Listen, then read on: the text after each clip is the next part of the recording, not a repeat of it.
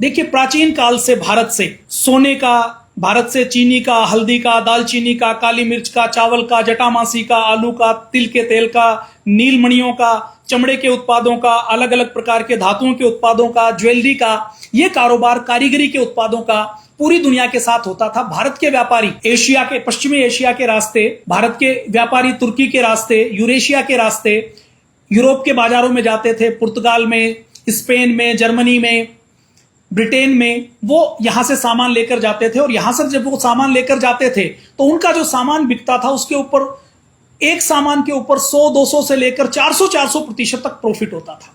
और उस समय देखिए, यूरोप बहुत पिछड़ा हुआ यूरोप था। वहां पर शिक्षा का कोई स्तर नहीं था, लोगों का जीवन स्तर कोई बहुत अच्छा नहीं था। वहां के लोग कच्चा मांस उबाल कर खाते थे, वहां के लोग सामान्य अपना खाना पीना लेते थे, ब्रेड खाते थे, आलू खाते थे। तो उस समय भारत के लोगों के पास दालचीनी थी, काली मिर्च थी, अलग अलग प्रकार के मसाले थे। और यूरोप में जब वो मसाले बिकने के लिए जाते थे तो उन मसालों की इतनी मांग होती थी कि तराजू के एक पलड़े पर वो मसाले रखे जाते थे और दूसरे पलड़े पर सोना, चांदी, हीरे जवाहरात भारत को मिलते थे। और उस समय यूरोप में ऐसी एक प्रथा चली कि यूरोप का जो कुलीन वर्ग था, जो अभिजात्य वर्ग था, जो अमीर वर्ग था, ये गौरव मानता था कि यदि हम अपने भोजन में काली मिर्च का प्रयोग करते हैं तो इसका मतलब हम बहुत अमीर हैं।